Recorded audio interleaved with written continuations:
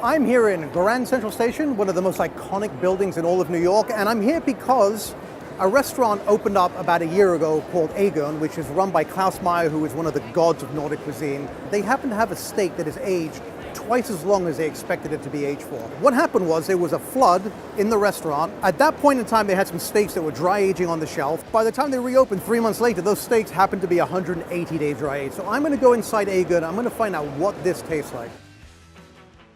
We got in quite a lot of tomahawk steaks, and they were about 90 days old when the whole place flooded quite dramatically. You could not have found a single spot that was dry in the restaurant. It's crazy. Well, of course, this is a very old building. This is Grand Central Station. Exactly. It's an ancient building. The infrastructure is still pretty rickety. It's 3 months basically you were down for. And the steak just got older and older.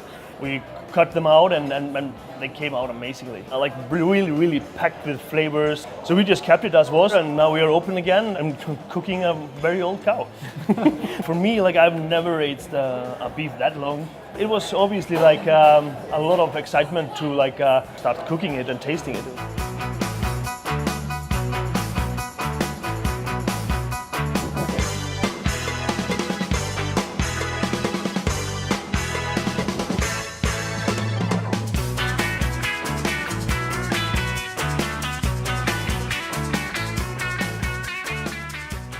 Okay, well, I don't see any reason to beat around the bush any further. This just gets stuck right in there. Of course, I'm going for, look at that, the spinalis dorsi.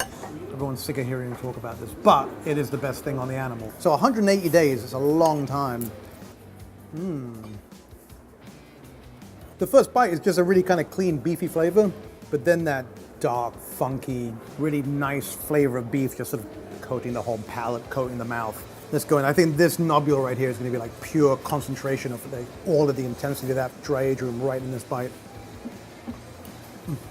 So right.